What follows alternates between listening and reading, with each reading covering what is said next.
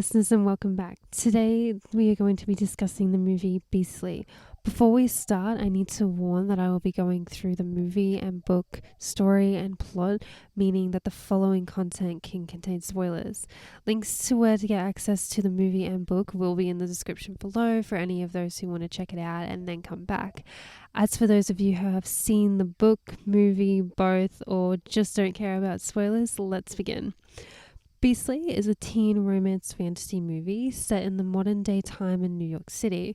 The movie was released in 2011 and is based on the book with the same name written by Alex Finn. Recap. Beastly is essentially the modern day adaptation of one of our favorite fairy tale classics, Beauty and the Beast. We follow a young, obnoxious teen named Kyle at the top of his high school career, made to believe that money and good looks are what make you popular. All is right in his world until one day he makes the mistake of bad-mouthing the wrong student one too many times. Kyle is then given one last chance to change. When he does not take it, it is revealed that the student is actually a witch. The witch then proceeds to put a spell on Kyle, taking away the one thing that he holds dearest the most, his looks. Kyle is then given 1 year to find someone that will love him. If he does not find someone in this time, however, the spell will become permanent. Characters. So, we're introduced to 6 main characters throughout the film. One is being Kyle's dad, played by Peter Cross. We are first introduced to him when he comes home from work and Kyle is trying to tell him about his election day at school, how he was voted president of the environmental club.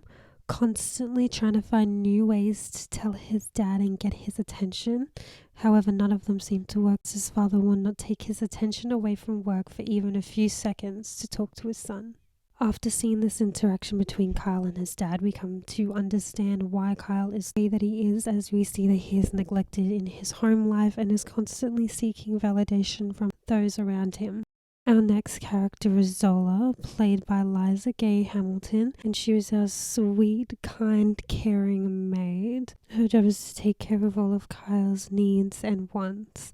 We come to learn that she has 3 kids that live with their father back in Jamaica, and she has had to move to the US for work. Zola becomes a real companion to Kyle throughout his time as a beast, constantly keeping him on track and offering him guidance when needed.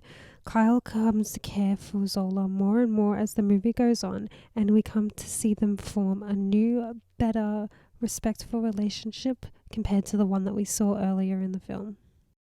Our next character, Will, played by Neil Patrick Harris, is a blind tutor that Kyle's dad has hired to help Kyle with his schoolwork. We come to learn that Will lost his sight at age 15, yet despite all this, still a very humorous and down-to-earth person. Will still takes joy in doing average activities such as golfing and darts. Will quickly becomes a companion and friend to Kyle, as he is constantly there to spill out words of wisdom and challenge Kyle with his attitude when needed.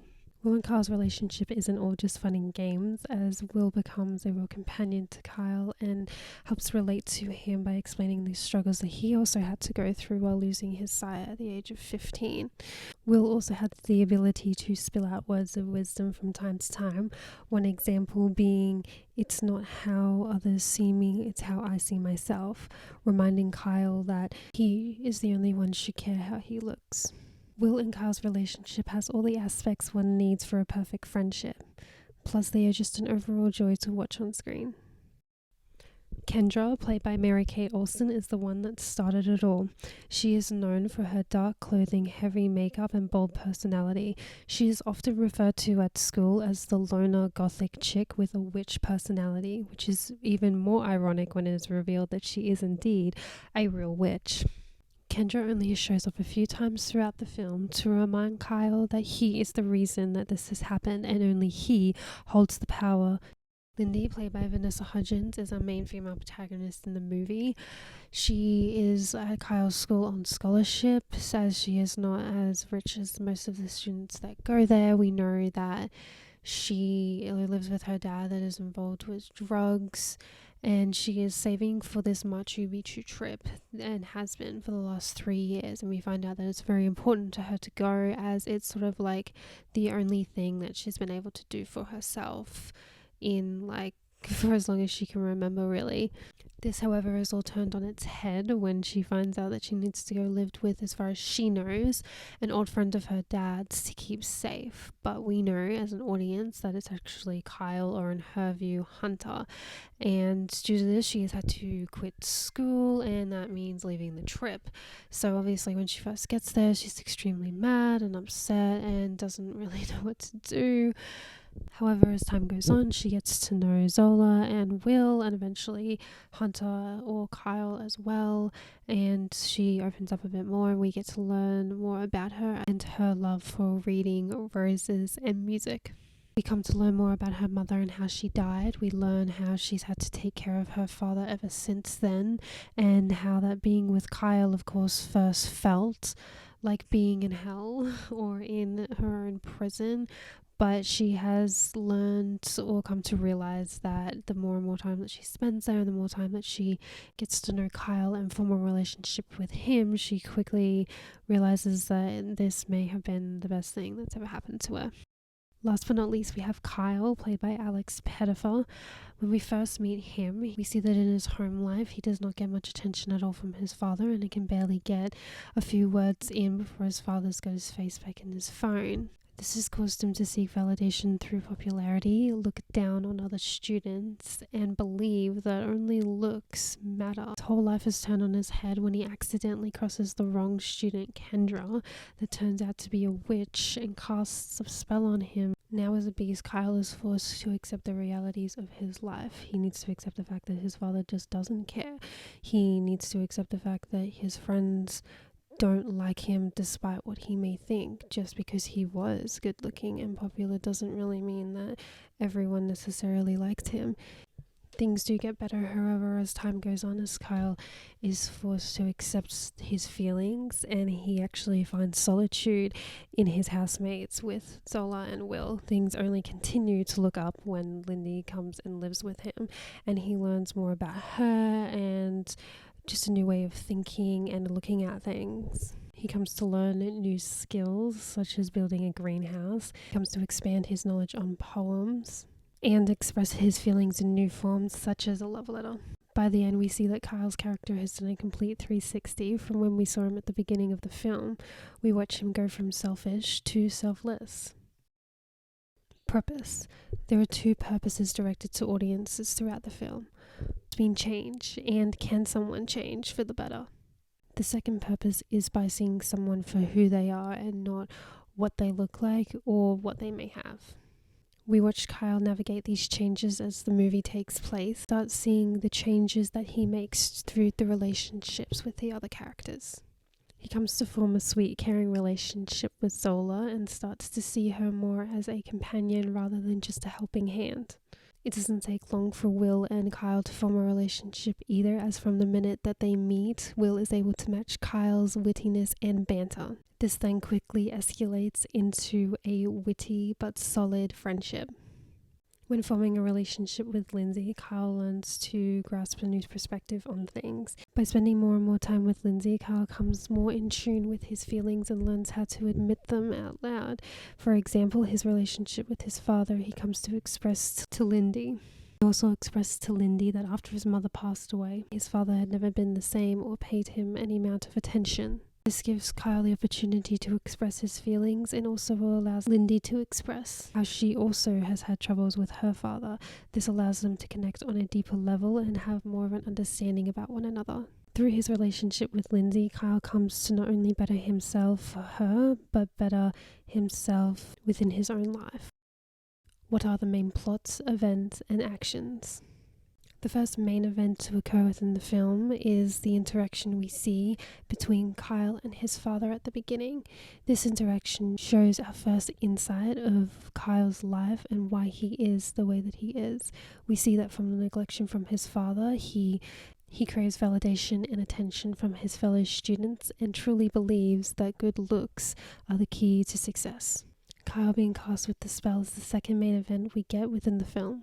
The spell is a main plot point as that this triggers the events that occur within the rest of the film. Due to the spell, Kyle is turned to what he deems unattractive, with scars on his face and body. He has a year to find someone that loves him. A tattoo tree on his arm works as the time. When the tree blossoms again, his time is up. Only the words, "I love you," can break the spell. If he does not find someone to break the spell within a year, he will forever stay this way. After 5 whole months of being a beast and locking himself away, Kyle decides to go to a Halloween party that his school hosts. There, he finds his former best friend and girlfriend hooking up, talking about how they never really liked him that much and felt like they always had to be mean. On hearing this, obviously makes Kyle feel even worse about how he feels. This is until he runs into Lindy, of course, where she defends Kyle, not realizing that she is, of course, talking to him. This is where she also expresses her love for the old romantic gestures, such as love letters, and how nobody seems to do things like that anymore.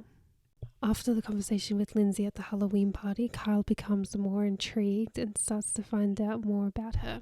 One night when watching Lindsay, he says that she is frantically starting to look for her father. When he hears chaos, he runs over to see what happened. Seeing that they are being held at gunpoint, Kyle rushes to help. Liddy gets knocked out and he carries her away to safety. When he comes back, he sees that Lindsay's dad has killed one of the drug dealers. One of the drug dealers claims that it was his brother and now he wants revenge on Lindsay. Kyle, of course, gets worried for Lindsay and convinces her father to get her to come live with him in order for her safety. When Lindsay arrives, she knows Kyle as Hunter and believes that she is staying with an old family friend of her father's. One night, after Lindsay's been there for a while and Kyle has learned to loosen up about how he looks, they have a friendly conversation, and this is where Kyle reveals his true looks to her. Lindsay, unaffected, then gives Kyle the confidence to invite her to more things such as his tutoring lessons. A big key turning point in Lindsay and Kyle's relationship is the one night that they sneak out to go to the zoo. While there, he shows Lindsay an old film he watched as a kid the day that he found out his mother had left. This scene shows Kyle being truly vulnerable with his feelings for the first time and fully opening up about how he feels not only about his dad but what happened with his mother. This then leads to Lindsay also opening up more about her father and mother. Lindsay and Kyle both learn that they lost their mothers at a young age and have fathers that are absent within their lives. They both share this kind of family trauma, which then helps form their now growing relationship. Despite their growing relationship, Kyle still sees that Lindsay feels trapped. In order to help with this, he suggests taking her away to his father's lake house for the weekend.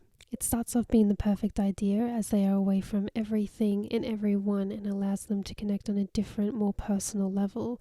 However, just as things are going perfectly is when everything falls apart. When they go to share an almost kiss, Lindsay gets a call saying that her father is OD'd and she must leave right away. As they frantically rush to the train station, Kyle freaks out as he feels this is the last time he'll have to admit his feelings to Lindsay. Before she gets on the train, Kyle hands her the love letter that he's been writing. Now with Lindsay gone, Kyle feels stupid in thinking that she could ever feel the same way about him as he does about her.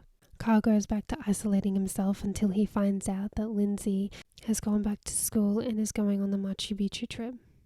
Seeing as this might be his final opportunity, Kyle sprints to the school to express one last time how he feels to Lindsay, not caring who sees him, how they react, or whether or not he breaks the spell. All he cares about is getting to Lindsay on time. Kyle does break the spell, however, and gets turned back into his old self. Lindsay comes looking for him but does not recognize that it is Hunter, as she can only now see him as Kyle. Lindsay quickly realizes that Hunter and Kyle are indeed the same person when she gets a good look into his eyes. Likes and dislikes. For dislikes, I didn't find any, besides, of course, Kyle's behavior at the beginning and his dad's behavior. We also don't like, as we can see, the negative impact that it did take on Kyle. Besides the obvious romantic appeal about the movie, other things to like about it shall include the fantasy element. I think the idea of two people that are very different coming together and fighting each other is really interesting. It's an easy, fun, funny movie that Still seems to have depth as it has elements of change. The characters are very likable and fun, mine including Will, as he is just very laid back, down to earth and funny. I love the water scene where him and Kyle are sitting around the table together and he's pouring a glass of water and it gets higher and higher and higher, and Kyle doesn't know whether or not to stop him or if he knows what he's doing, and he realizes when he goes to stop him that it was Joe, like Will was playing a joke on him the whole time. Was just messing with it. It's a good example of the relationship that they have and start to form, plus it's just really fun for the audience. But overall, I think just it being a fun, easy teen romance movie is what makes it fun and enjoyable to watch, as it holds a little bit of something for everyone to enjoy. So yeah, that's what I think. Please feel free to comment what you think, your thoughts and opinions, what you like, what you didn't like, and we will discuss. Changes from movie to book. One of the biggest changes from the book to the movie would be Kyle's transformation. In the movie, he has scars and tattoos all over his body and face, whereas in the book his character is described as having fur all over his body and real claws. Another noticeable difference from movie to book would be the mirror that Kendra gives Kyle after casting the spell. This mirror they use in the book to communicate between one another and comes as a helpful tool to Kyle when Lindy is in danger at the end of the book. Zola's character is the next big difference we see moving from book to movie.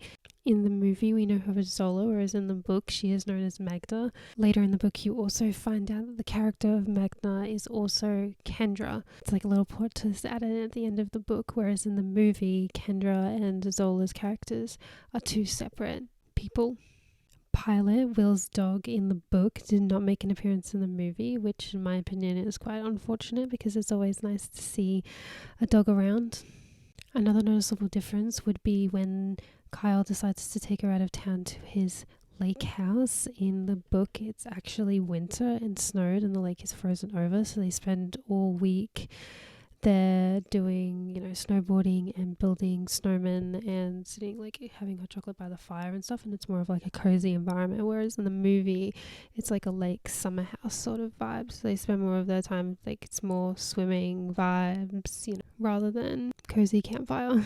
And the last noticeable difference between book and movie would have to be the ending. When Lindy leaves in the movie, Kyle finds out that she's leaving for a Machu Picchu trip and runs to try and get there in time. However, in the book, Kyle finds out that she's actually in danger and being attacked by one of her dad's old drug buddies. So he runs to rescue her, and there's like a full-on fight scene and everything. So it's a little bit more intense what goes on at the book, at the end of the book, rather than the movie.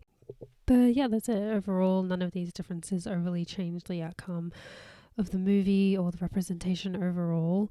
They're just some of the few big differences I noticed moving from book to movie, but of course let me know some of your biggest differences, maybe which one you preferred, what you might have liked to have seen from book to movie. Let me know.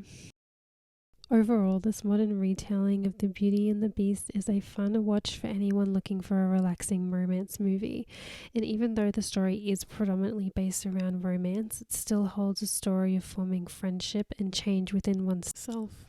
So, that is all for this episode. Please feel free to leave any comments discussing your opinions, feelings, and thoughts on the movie or book. Link to the movie and book and my socials will be linked in the description below. Thanks for listening.